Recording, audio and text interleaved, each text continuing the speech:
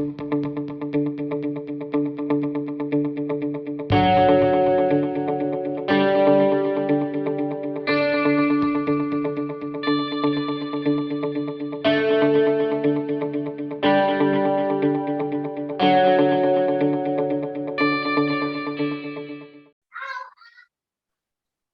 teman-teman, apa kabar? Salam jumpa dengan saya Paul Heru Wibowo di Jejak Jelajah Aksara. Ini adalah forum di mana kita ingin mengenal para penulis dan juga karya-karya mereka. Di dalam forum ini kita akan menemukan apa alasan mereka untuk menulis buku dan juga bagaimana proses kreatif itu berlangsung. Baik, pada hari ini kita kedatangan tamu yang sangat spesial. Saya bacakan biodatanya. Namanya adalah Abednego Trigumono. Lahir di Muntilan, Magelang, tanggal 22 Februari 1970.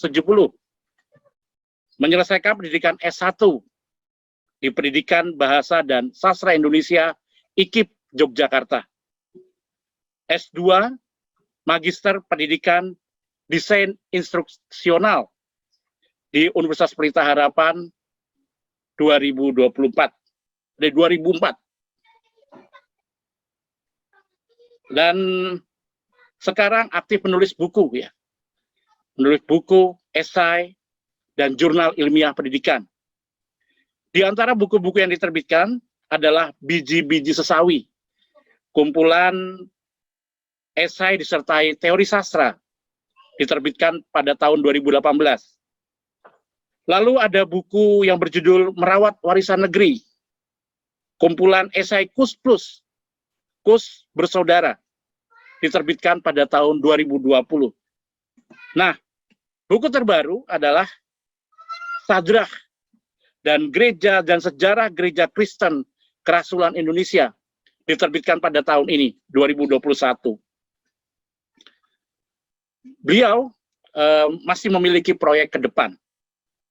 Salah satunya adalah beliau masih akan terus menulis buku dan tentu saja ingin segera menggapai program doktoralnya. Kita doakan semoga cita-cita beliau ini dapat berjalan lancar. Amin. Oke, kita sambut Mas Abednego Gumono. Ya, halo Mas Abed, apa kabarnya? Halo Mas Paul, kabar baik di sini Mas Paul. Waduh, kita sudah lama ya tidak jumpa ya Mas ya? Ya, benar ya. Saya juga kangen sama Mas Paul nih. Ya, Terakhir luar biasa. Terakhir kita jumpa berapa tahun yang lalu? Setahun kah? Atau ya setahun ya Mas? Hampir setahun ya?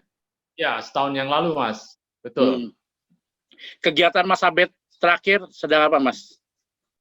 Ya, seperti biasa Mas. Kita masih mengoreksi UTS nih Mas. Kegiatan rutin saja di kampus ya. Meskipun WFH ya. Kemudian juga saya kemarin mengoreksi cerpen itu 89 naskah Mas, dari lomba menulis cerpen tingkat SMA dalam rangka bulan bahasa. Ini kerjasama saya Ibu dengan Sekolah Pelita Harapan. Dan luar menarik biasa. Mas, ya cerpen-cerpennya itu berbicara tentang cross culture, ini bagus sekali, dan juga mengambil tema-tema yang ada di Nusantara ini. Sangat kreatif mereka. Dan ini anak-anak SMP atau SMA? Anak-anak SMA ini. Wah, luar biasa ya. Ya. Mereka sudah mau menulis cerpen yang temanya cukup berat. Ya, lumayan. Permasalahannya cukup menarik ya menurut saya. Ya. Kesan sejauh ini sampai hari ini memeriksa ke-80 naskah itu bagaimana, Mas? Ya, saya sangat terharu malahnya, sangat terharu karena ini anak-anak yang sedang mengenali dunianya begitu.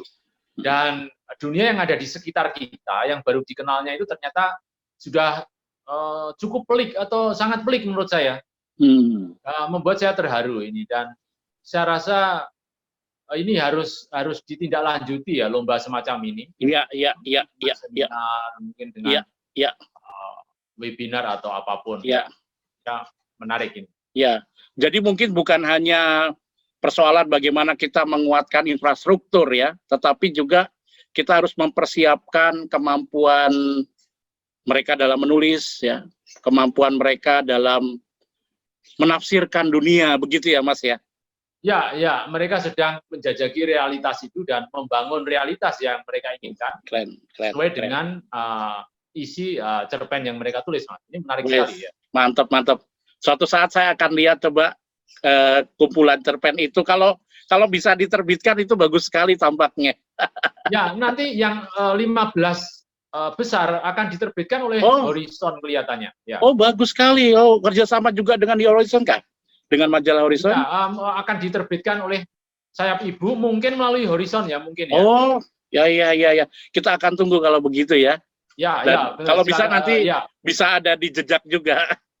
Ya, bisa Mas. Ya. Nanti kita berlanjut, Mas. Ya, oke, sip Mas. Nah, kita masuk ke bisnis utama. Jadi Mas Abed baru saja menerbitkan buku berjudul Sadrah dan Sejarah Gereja Kristen Kerasulan Indonesia. Ya. Kalau nggak salah buku mengenai Kiai Sadrah ini kan cukup banyak ya Mas. Jadi sudah ada yang pernah menulis mengenai itu. Salah satunya mungkin kita kenal dengan beberapa sejarawan ya, mau mencoba untuk menulis baik dari luar negeri maupun dari dalam negeri ya. Ya, nah, betul sekali. Pertanyaan saya, mengapa Mas Abed menulis kembali persona yang luar biasa di dalam sejarah misi Kristen ini? Apa alasannya sebenarnya? Ya, ini kalau saya bercerita tentang latar belakang ataupun alasan kenapa saya menulis, sebenarnya cukup panjang untuk dijelaskan, Mas. Misalnya dari sisi kenyataan bahwa Sadrah sendiri adalah sejarah yang memang harus ditulis, gitu. Ya, dan mengapa harus ditulis? Saya tulis karena saya berada di dalam komunitas atau gereja yang secara langsung adalah terusan dari gereja yang dibangun oleh Sadrah itu sendiri. Nah, di sisi lain, saya mengamati tulisan-tulisan tentang Sadrah itu yang ada itu berhenti pada waktu ketika ya misalnya Sadrah meninggal, ya sudah. Tetapi kemudian warisan gerejanya yang lebih lanjut yang kami teruskan ini tidak berlanjut di dalam tulisan-tulisan yang saya amati. Nah, sehingga ini menjadi satu fakta realita yang sebenarnya justru menjadi esensi dari gerakan Sadrah itu, begitu. Nah, sehingga ini harus ditulis. Bagaimana kelanjutan Sadrah itu? Jadi ini sebuah pendekatan baru ya, Mas ya. Ini sebuah pendekatan baru untuk lebih memahami Sadrah dan warisannya, begitu ya. Ya, juga pendekatan baru, betul. Ya. Oke, ini menarik sekali, Mas ya. Nah, kalau boleh tahu, Mas, secara umum di dalam buku itu, Mas itu mau membeberkan tentang apa selain tadi bicara tentang Sadrah dan warisannya? Ya mungkin semacam sinopsis ya. Apa sih yang terdapat atau terangkum atau termaktub di dalam bab demi bab yang Mas tulis di dalam buku itu? Ya, pertama sekali bahwa gereja kerasulan itu memang sebuah gerakan gereja dunia, begitu. Realitas itu ada, begitu. Kemudian dari Eropa ini oleh Irving ya, kemudian dibawa ke Indonesia oleh Tuan Anting, oleh Mr. Anting, gitu. Nah, memang tidak sebesar Sending, tidak sebesar itu gerakan apostolik itu. Gerakan kecil di Batavia dan sekitarnya, juga ada di Magelang. Nah, justru gerakan Batavia, gerakan kerasulan yang dibawa Mr. Anting inilah yang juga menjadi dasar dari kekristenan Kiai Sadrah itu. Nah, sehingga sebenarnya Sadrah itu membangun gereja kerasulan di Indonesia. Nah, mengapa kemudian Sadrah menjadi penting? Karena juga kenyataan yang sangat banyak. Misalnya pada waktu itu VOC ya, pemerintah Belanda melalui VOC tidak mengadakan pekabaran Injil ya dengan alasan kepentingan VOC sendiri dan juga alasan lain misalnya khawatir akan terjadi kekacauan. Nah, sehingga disinilah Sadrah kemudian berperan. Jadi keberhasilan penginjilan di Jawa Tengah khususnya itu justru Sadrah. Nah, Sadrah kemudian tentu ingin membentuk realitas ya, realitas yang bernama Kristen ala Indonesia, ala Nusantara begitu. Maka dia kemudian membentuk gereja Kristen Jawi Mardika, gitu. Jemaat Gereja Kristen Jawa Merdeka begitu. Ini menarik, Mas. Saya ini dulu ya, saya salib dulu ya. Ya. Jadi Sadrah itu menampilkan gereja berwajah Jawa yang merdeka begitu ya. Ini kata-kata ini kan kata merdeka ini kan mungkin menarik ya. Karena merdeka ini kan dipakai secara politik ya setelah 17 Agustus katakanlah ya. Betul. Tapi Sadrah mengenakan kata mardika ini sebagai bagian dari gereja yang dia perkenalkan kepada masyarakat Jawa. Ini menurut Mas Abed artinya apa ini sebenarnya? Apa sih yang sebenarnya diresahkan oleh atau apa yang mau dibangun oleh Sadrah sendiri sebenarnya? Iya, sebenarnya pada waktu itu memang ada jarak ya, ada jarak antara gereja Kristen yang diisi oleh orang-orang Belanda dan orang-orang pribumi. Nah, kadang-kadang juga orang pribumi tidak boleh masuk ke gereja itu. Nah, sehingga pada akhirnya Sadrah ini ingin membawa jemaat Kristen yang diampunya itu adalah supaya lepas dari pengaruh ataupun subordinasi dari Belanda itu sendiri. Nah, sehingga menjadi Kristen yang betul-betul merdeka dalam arti memang inilah Kristen yang Nusantara itu ya semacam inilah yang ingin dibawa oleh Sadrah itu. Jadi bisa dilepaskan dari pengaruh subordinasi Belanda pada waktu itu, pada konteks waktu itu, Mas.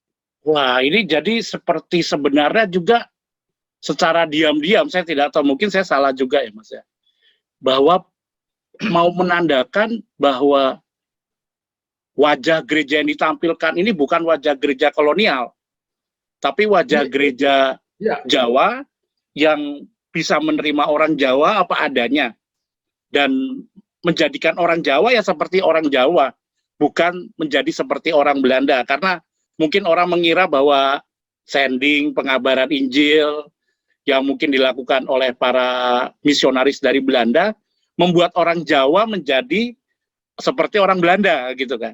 Apakah seperti itu, Mas, maksudnya? Ya, betul. Betul.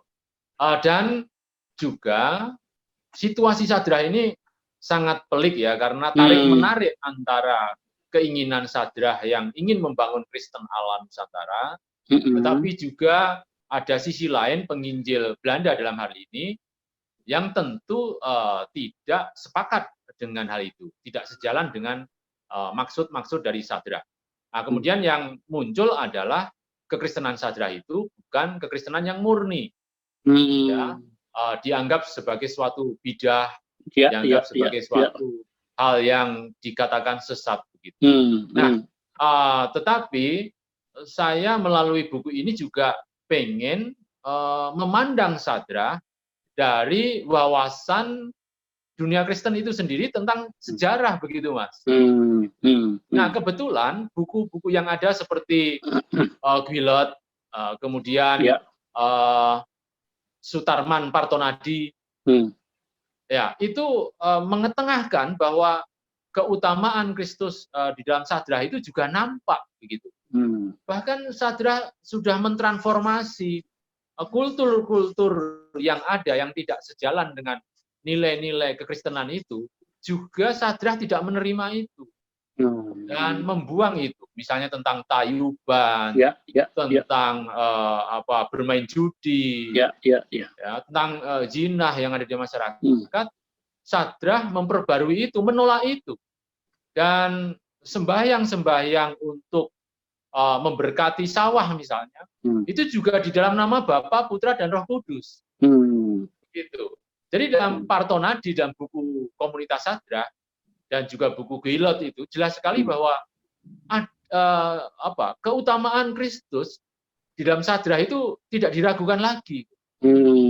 Nah, saya ingin mengajak memandang Sadrah itu dari wawasan Kristen yang Alkitabiah, bahwa perjalanan Sadrah itu juga ada di dalam kedaulatan Allah. Jadi merupakan perjalanan panjang, semacam masa transisi untuk menyongsong kedatangan Kristus yang kedua kali ini. Terlepas dari keterbatasan Sadrah sebagai manusia, tentu saja begitu, Mas.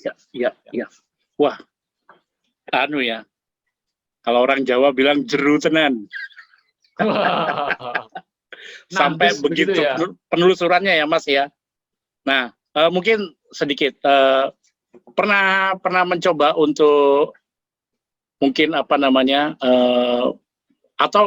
mungkin ada semacam keinginan untuk menggali lebih dalam tentang kiprah Sadrah ini sendiri, mungkin lewat napak tilas dari Purworejo sampai kemudian mungkin ke berbagai daerah lain, atau bagaimana, Mas? Ya. Saya memang dari kecil, karena saya jemaat GKKI, setiap tahun itu kami mengadakan ibadah agung, kumpulan besar, yaitu Natal bersama, sekaligus menyambut tahun baru itu di Ketuk. Nah, Ketuk itu dekat sekali dengan makam Kiai Sadrah, dan dekat dengan Kiai Sadrah di Karangjoso, Mas. Di Karangjoso, ya. Jadi kadang-kadang kami juga nyekar ke makamnya. Kami kadang juga sowan ke Karangjoso untuk sekadar melihat-lihat dan juga melakukan dialog tanya jawab tentang Sadrah itu sendiri. Jadi cerita-cerita lisan baik dari Karangjoso maupun dari kakek kami itu saya kaitkan dengan buku-buku yang ada, itu relatif cocok, relatif sama. Dari data yang saya menulis itu menggunakan data lisan juga, memperhatikan lisan. Demikian juga referensi-referensi yang ada. Dan dari situ ada kesamaan data sesuai dengan pokok permasalahan saya. Jadi tidak berbeda jauh dengan apa yang ditulis dalam buku-buku itu, Mas. Baik, ini menarik ya. Karena kalau kita tahu bahwa seorang tokoh yang sangat legendaris begitu ya, atau tokoh yang memang sangat dihormati oleh masyarakat, salah satu peninggalan yang luar biasa itu kan justru cerita-cerita lisan itu ya, yang benar, berbicara mengenai kebaikan-kebaikannya, kesaktian-kesaktiannya. Itu mungkin bisa diceritakan, ada satu cerita nggak tentang Sadrah yang mungkin berkembang di dalam masyarakat, cerita lisan yang berkembang begitu, Mas, ada nggak? Oh iya, saya kadang-kadang saya mendengar, misalnya pernah pada waktu itu Sadrah kedatangan tamu ya dari jemaatnya begitu. Nah, kemudian mereka itu ke sawah atau meninjau persawahan begitu. Nah, tetapi pada waktu itu kehabisan hidangan, Mas. Nah, karena kehabisan hidangan, kemudian ada pisang begitu ya. Ada pisang, tapi entah kenapa pisang itu kemudian sudah tergodok gitu, Mas.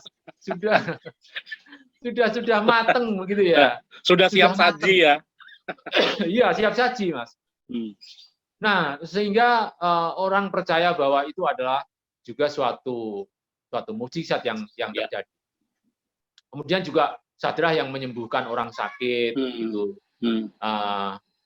Dan kemudian cerita misalnya keris Sadrah itu mengeluarkan darah, dan itu adalah darah Kristus misalnya, semacam itu. Ada cerita-cerita semacam itu. Dan masih ada cukup banyak cerita lain yang berkaitan dengan mujizat. Dan itu juga yang menjadi pertentangan dari para penginjil Belanda. Hmm, Tidak karena murni, ya Sandra. betul, karena dianggap tidak murni, dianggap tadi bid'ah, Ya, dianggap yang apa tidak alkitabiah dan seterusnya tidak ya. alkitabiah. Oke. Ini kayaknya bisa jadi jilid kedua deh. Iya, Jadi tentang cerita-cerita yang berkembang itu justru oral history ya, itu menjadi sangat penting untuk diperhatikan di dalam penelitian seperti etnografis dan seterusnya. Jadi kalau Mas Abed mungkin membuka kesempatan bagi banyak orang juga untuk berani menelusuri itu ya. Ya, saya kira ini harus dibuka. Dan Bambang Nursena misalnya, Pak Bambang Nursena ini di dalam banyak kesempatan dia mengatakan bahwa Sadrah ini kan cara mengenalkan Kristus dengan jalan kultural budaya, dengan simbol-simbol budaya Jawa. Betul. Jadi Kristus itu ya dipahami dengan cara orang Jawa memahami. Begitu. Wah, oleh karena itu Kristus diceritakan sebagai Ratu Adil yang akan datang. Betul, betul. Nah, itu kan sebuah cara untuk masuk ke dalam Kristus sebenarnya. Iya. Dan memang pola pikir Jawa ini yang penuh dengan simbol ini rumit. Hanya bisa dipahami oleh orang Jawa. Betul. Nah, oleh karena itu betapa ketatnya tarik ulur antara Sadrah dengan budaya lokal, dengan kekristenan itu sendiri. Tapi saya ingin menambahkan, Mas, bahwa di dalam buku itu saya juga menceritakan tentang kerasulan pusaka yang ada di Cianjur. Sampai Cianjur, Mas ya? Ya, Rawaselang, Ciranjang, Cianjur. Itu juga ada gereja kira-kira 2.000 jemaat, Mas. Gerejanya juga cukup besar. Saya menginap di sana. Ya, berbincang-bincang tentang kerasulan pusaka itu. Dan mereka berasal dari Anting itu. Dari Batavia, dari Anting. Yang mereka pertahankan sampai sekarang. Ya, jadi saya memang juga mempelajari catatan-catatan tentang gerakan kerasulan. Di samping itu saya juga memang melakukan suatu pertemuan langsung dengan sumber-sumber lisan yang terkait dengan kerasulan itu sendiri, Mas. Begitu. Wah, ini luar biasa ya buku ini ya. Dahsyat ya. Bisa menjadi referensi lain ya, bagi mereka yang ingin meneliti Sadrah ya. Karena pendekatan karena pendekatan yang Mas Abed berikan ini merupakan hasil sintesis dari berbagai hal ya. Ya, kira-kira begitu, Mas. Meskipun saya meminjam istilah panjenengan, yaitu masih sekrup kecil, Mas, buku ini dalam perjalanan Sadrah itu sendiri dan kekristenan di Jawa. Ya, masih sekrup kecil, kira-kira seperti itu ya. Oke. Baik, Mas. Sip, ini menarik sekali. Nah, menurut Mas dari berlembar-lembar, berapa halaman, Mas, kalau boleh tahu? Ya, itu sekitar 160 halaman. Ya, oke. Dari 160 halaman, apa yang paling spesial di situ? Yang menurut Mas Abed itu, ketika Mas Abed menulis, itu juga apa ya, di dalam diri Mas Abed itu ada api yang berkobar-kobar begitu, api spesial sebenarnya. Ya. Terima kasih atas pertanyaannya, Mas Paul. Jadi benar sekali ya, saya sudah mengenal Sadrah sejak kecil. Lalu sejak SMA sudah mengamati buku-buku Sadrah. Tapi untuk menarik benang merah, sebenarnya apa yang dilakukan oleh Sadrah, kemudian sampai ke gereja saya itu tidak gampang, Mas, di situ. Nah, ketika saya menulis ini, saya merasa ada dorongan Roh Kudus yang menuntun saya untuk menuliskan alur utama dari buku itu. Yaitu apa? Ada gerakan kerasulan Eropa. Lalu ada gerakan kerasulan di Indonesia. Dan Sadrah ini jelas-jelas membangun gereja kerasulan versi Sadrah dan di Indonesia. Yaitu apa? Setelah Sadrah membentuk jemaat gereja Jawa Merdeka, kemudian dia kan dilantik menjadi rasul. Nah, oleh apostolik siapa itu Anting juga. Anting ya. Ya. Kemudian dia mengadakan sakramen di Karangjoso dan membentuk gereja itu berubah nama menjadi Gereja Kristen Kerasulan Jebulon. Nah, Kristen Kerasulan Jebulon itu nama anak Yakub salah satunya. Betul. Nah, dari situ kemudian Sadrah terus melakukan tetap bekerja sama dengan Zengding. Nah, di dalam pengajarannya, misalnya dengan Wilhelm misalnya, jadi Jemaat Sadrah itu juga mendapat pengajaran tata kelola dari Wilhelm. Ya. Nah, tetapi itu menurut saya adalah untuk supaya Jemaat Sadrah itu mendapatkan pengajaran yang lebih lengkap begitu. Jadi kalau saya menyebut Sadrah itu apa? Ya kerasulan, tapi ya reformnya itu ada, Mas. Gitu. Iya. Artinya pengajarannya itu juga ada, tapi tetap kerasulan. Nah mungkin ya rematik ya ada reformnya, tapi karismatis kerasulan begitu. Yang saya perhatikan dari Sadrah itu. Nah, persoalan terjadi ketika Sadrah itu meninggal tahun 1924. Nah, di situ Yota Martorjo menjadi rasul 1925 sampai 1933. Nah, di tahun 1933 Yota merasa goyah dan tidak mampu untuk menjadi rasul itu. Lalu diganti oleh Kefas Citrawerya. Nah, Kefas Citrawerya memberi nama dari Gereja Kristen Kerasulan Jebulon menjadi Gereja Kristen Kerasulan Sadrah, Mas. Oh, sempat diberi nama belakangnya Sadrah ya? Ya, Kerasulan Sadrah. Nah, lalu dilanjutkan oleh rasul berikutnya, itu Marto Subondo, anak angkat dari Sadrah. Lalu tahun 1968 menjadi Gereja Kristen Kerasulan Indonesia. Begitu. Jadi kalau tadi Mas Paul menyatakan apa yang paling spesial, begitu atau spesial adalah bahwa pada akhirnya saya menemukan alur dari Gereja Kristen Kerasulan itu yang memang dibangun oleh Sadrah.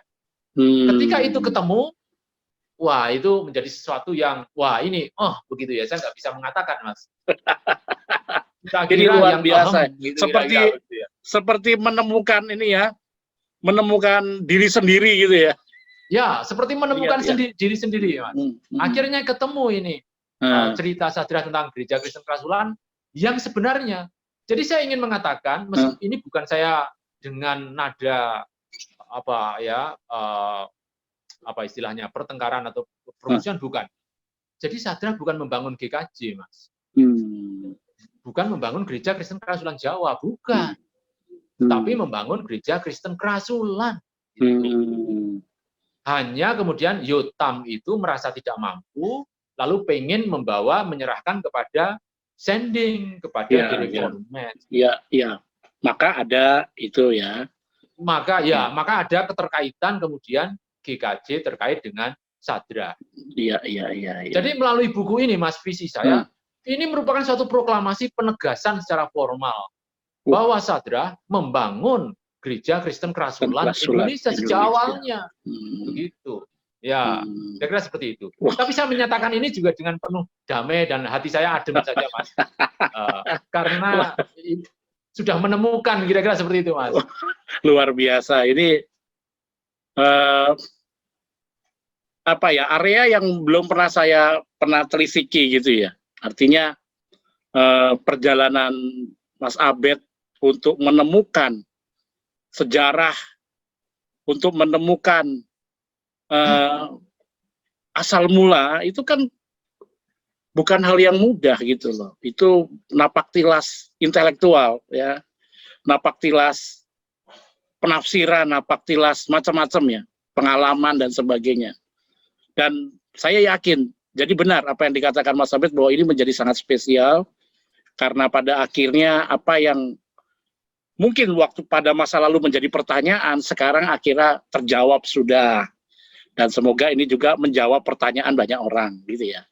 Pertanyaan-pertanyaan banyak orang. Ya. Benar sekali, Mas. Dan ada kegemasan dalam diri saya ketika buku-buku yang saya baca, lalu saya mencoba ke sumber lisan, juga berhenti ketika kita menyerahkan kepada sending itu. Hmm. Padahal kenyataan yang ada, Kefas itu masih didukung oleh separuh lebih jemaat asli Sadrah itu, dan itu dicatat oleh Sutarman Partonadi dalam bukunya itu. Dikatakan pendukungnya masih banyak. Ini realita yang tidak bisa dibiarkan begitu saja dan hilang dari sejarah. Oke, jadi sebenarnya Mas Abed ini sedang berusaha menyuarakan suara-suara yang sebelumnya nggak pernah kedengeran ya? Ya, kira-kira begitu, Mas. Dan apa ya? Sejarah berhenti. Ada sejarah yang memang diberhentikan dan ini tidak boleh. Ini tidak boleh terjadi. Ini sebuah pembacaan postkolonialitas. Wah. Ini luar biasa. Ya. Kalau Mas Paul mengatakan begitu, saya kira itu akan lebih bertenaga lagi, Mas. Ini menarik sekali ya. Ini menarik sekali. Waduh, saya jadi terinspirasi betul ya. Mendengarkan bagaimana Mas Abed bisa menemukan sejarah, akhirnya menemukan seperti menemukan diri. Tapi saya ingin bertanya tentang salah satu hal yang juga penting.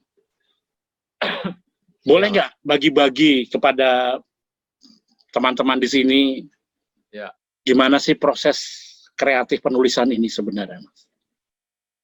Ya, sebenarnya panjang ya. Sebenarnya saya itu juga tidak bisa menulis, Mas. Saya nggak bisa menulis. Tetapi saya percaya menulis itu kan keterampilan begitu ya. Jadi bisa dilatih.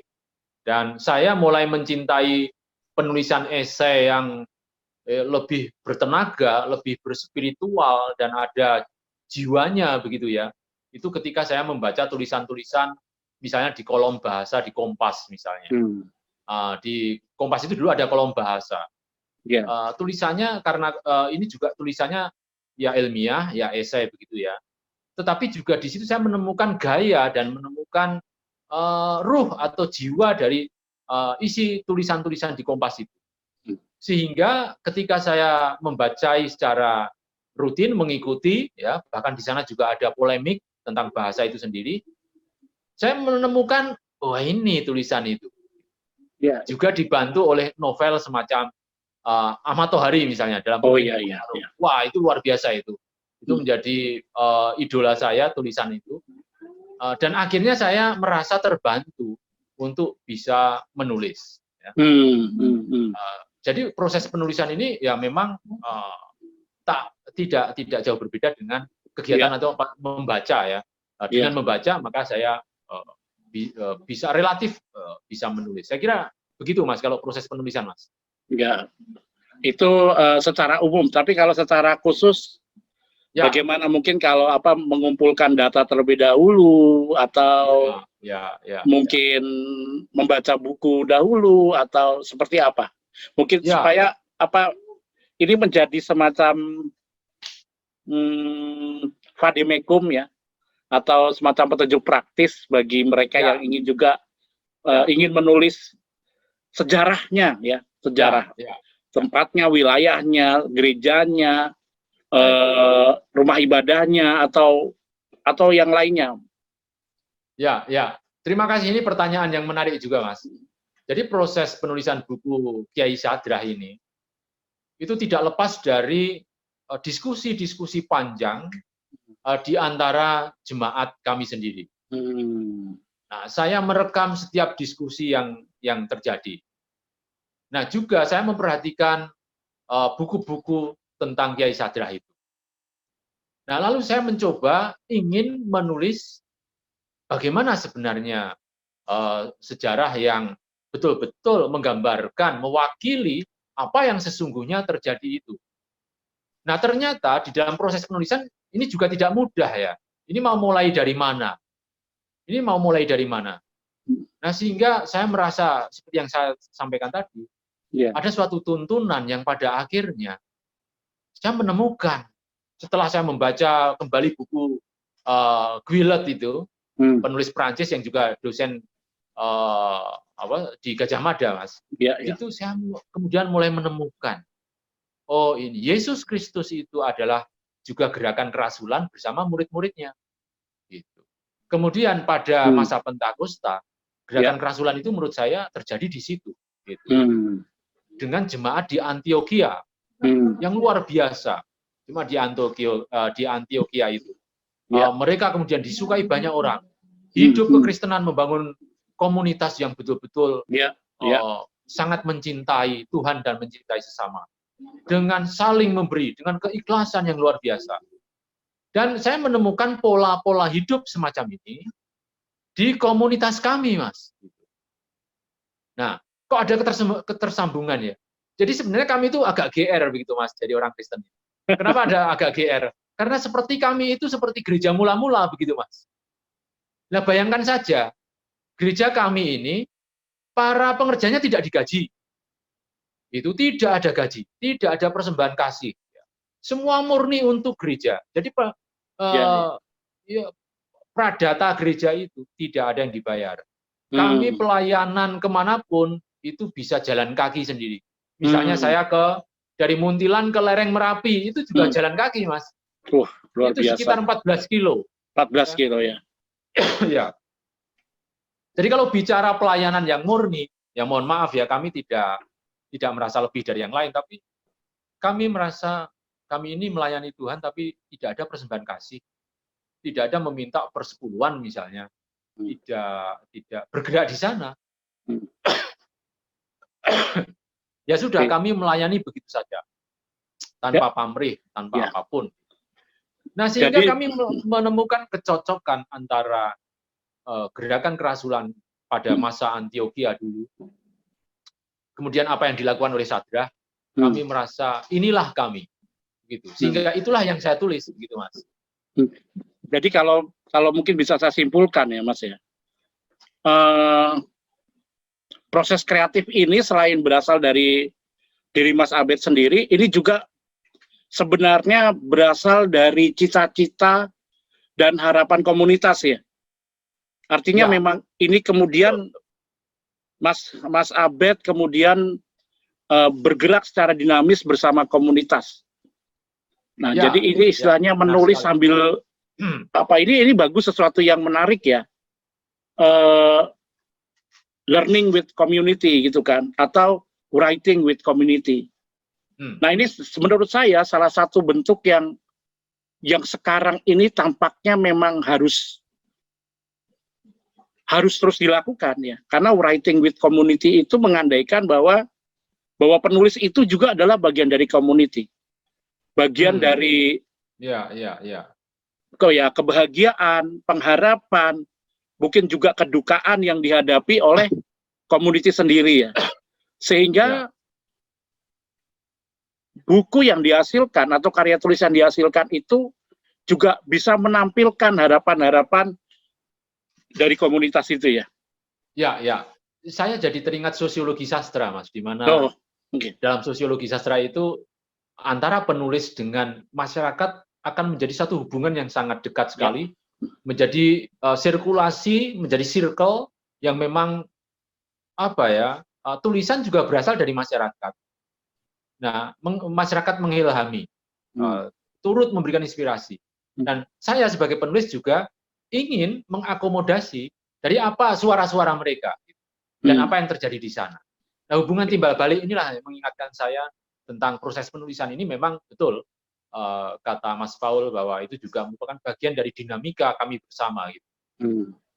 Ya.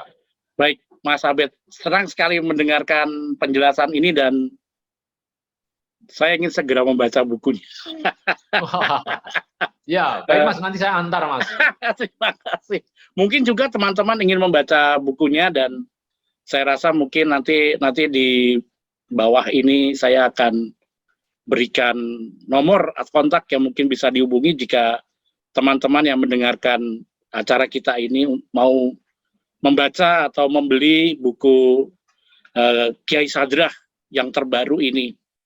Bagi mereka yang memang berminat sekali dengan sejarah, dengan kisah tokoh-tokoh yang memang memberikan inspirasi yang sungguh luar biasa bagi Nusantara, bisa membaca buku yang luar biasa ini.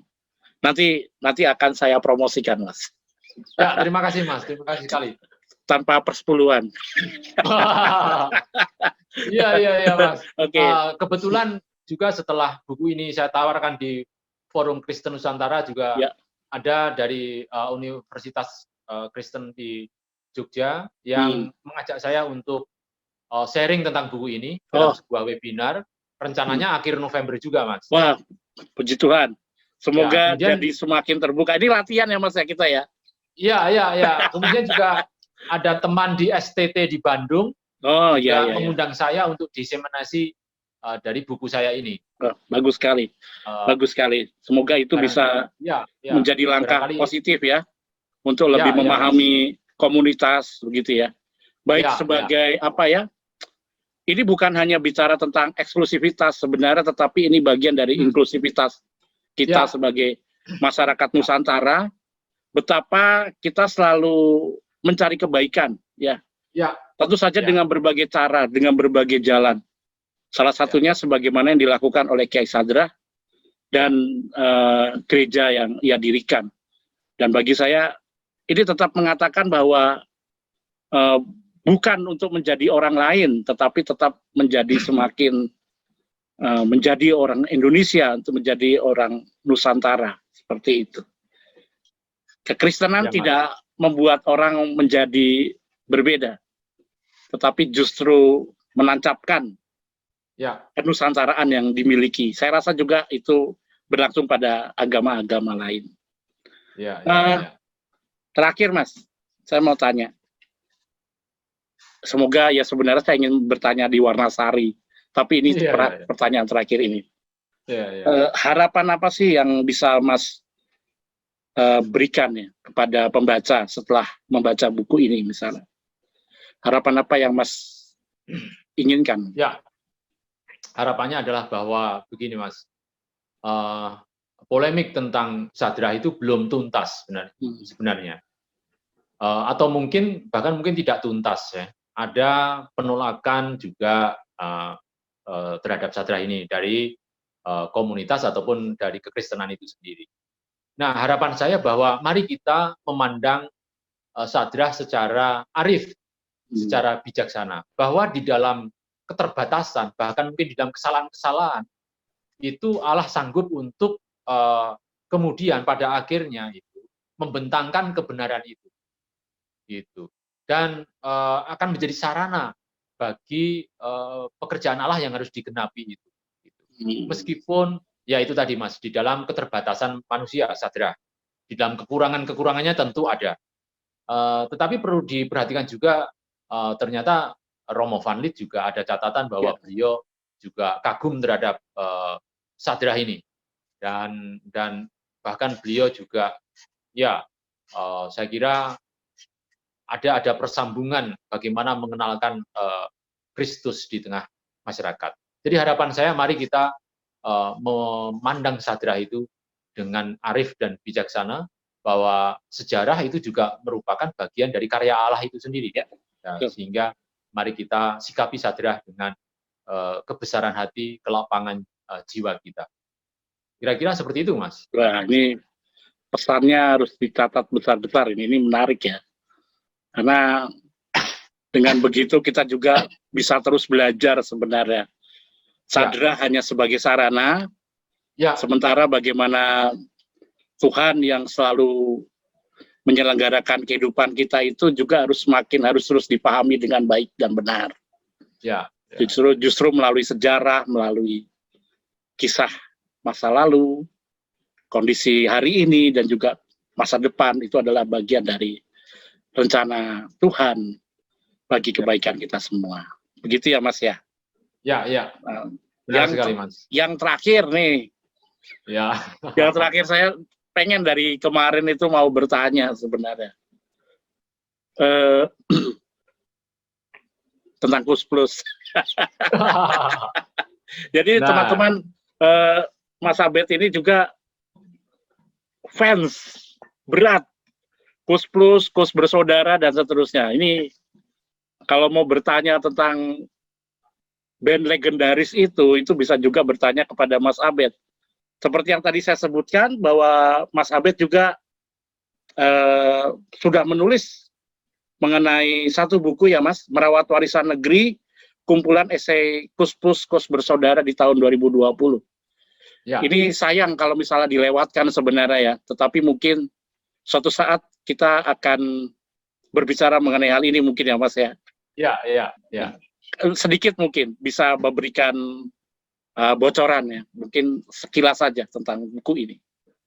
Ya, buku esai tentang Kus-Plus dan Kos Bersaudara ini memang yang ingin saya tampilkan adalah saya ingin membuat buku itu yang tidak ini ya, yang bukan seperti biasanya.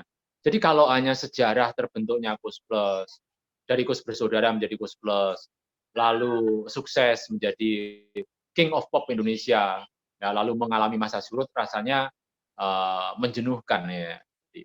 Maka saya membuat sisi lain dari buku itu, yaitu di sana saya ingin menuliskan misalnya tentang anak-anaknya Kus-Plus misalnya juga saya tulis, ya anaknya Tony Kuswoyo saya tulis, junior grup itu juga saya tulis, grup Lestari juga saya tulis, lalu juga pengaruh Kus-Plus terhadap musik tahun 90-an seperti apa. Ya sebab Club Project itu dalam salah satu TV swasta itu mengakui bahwa Club Project itu format atau pola pattern albumnya itu memang mereferensikan diri ke Kus-Plus begitu. Itu dikatakan oleh Lilo ya, dan dikatakan oleh Adi Adrian, pemain keyboardnya, lalu dihiakan oleh Lilo dan dihiakan oleh Katon. Nah, lalu slang ini Dewa 19 itu kan idolanya kan Club Project begitu. Nah, lalu slang juga berkaitan. Jadi sebenarnya Dewa itu tidak pernah secara verbal mengakui Kus-Plus misalnya, tetapi secara tidak langsung terpengaruh gitu. Pola albumnya itu, musik grup-grup band 90 itu terpengaruh oleh Kus-Plus gitu. Apa itu? Yaitu tema-tema albumnya. Album itu pasti ada tema cinta, kemudian ada tema cinta orang tua, ada cinta tanah air atau kepedulian sosial, itu pasti ada ya. Club Project ada, slang ada, Dewa ada, dan itu dimulai oleh Kus-Plus gitu. Nah, saya ingin mengatakan seperti itu di buku saya, itu salah satunya. Begitu Mas, kira-kira Mas. Dan nanti luar akan biasa. Waktu lebih panjang lagi nih Mas. Ya, itu oke. Itu nanti kita akan bahas tersendiri Mas. Karena ini jadi menarik ya. Saya sengaja memang bertanya hal ini supaya hipotesis saya gitu kan, itu menjadi nyata. Bahwa ternyata memang Mas Abed senang dengan pendekatan yang berbeda, ya. Senang mengulik ya, sisi lain yang memang seringkali tidak terlihat, ya. Dan itu sebenarnya menjadi bagian penting dari refleksi intelektual, atau mungkin juga lebih tepatnya adalah ini sebenarnya adalah tugas intelektual yang sebenarnya harus juga dilakukan oleh setiap orang, ya. Lihat sisi lain, di mana nanti kemudian sisi lain itu juga bisa menambah wawasan, cakrawala, dan horizon pandang. Sehingga kita menjadi manusia yang penuh, menjadi manusia yang tidak sempit, menjadi manusia yang lebih luas untuk memandang dunia karya Allah, ciptaan Tuhan ini. Ya. Wah, sungguh menyenangkan Mas Abed. Ini cukup menyegarkan ya. Dan kita nggak pernah bicara dalam format yang kita nggak tahu ya, sebenarnya ini mungkin orang mengira serius banget ya, padahal ini biasa saja. Iya. Tapi ini menarik dan memang bagus untuk kita perhatikan. Bagi teman-teman yang sungguh terinspirasi, mungkin bisa mengambil hal yang baik dari pembicaraan kami berdua ini, dan kami mohon maaf jika ada hal-hal yang mungkin tidak berkenan, ya. Tentu saja dalam pembicaraan langsung seperti ini seringkali ada yang meluncur begitu saja, ya. Tetapi mungkin hal seperti ini bisa kita sikapi dengan kedewasaan bersama-sama. Terima kasih atas perhatiannya, dan terutama terima kasih kepada Mas Abed Teguh Gumono yang sudah hadir dalam Jejak Jelajah Aksara. Sampai bertemu lagi dengan saya Paul Heru Wibowo di episode lainnya. Baik, oke Mas Abed, matur nuwun sangat. Terima kasih. Sami-sami, Mas Salam Paul. untuk Terima keluarga. kasih untuk Ya. ya encourage-nya dan support-nya luar Sip. biasa. Ya. Sukses selalu dengan Terima kasih. karirnya. Berkah dalam, Mas. Mari. Berkah dalam Ya. Mas. Oke.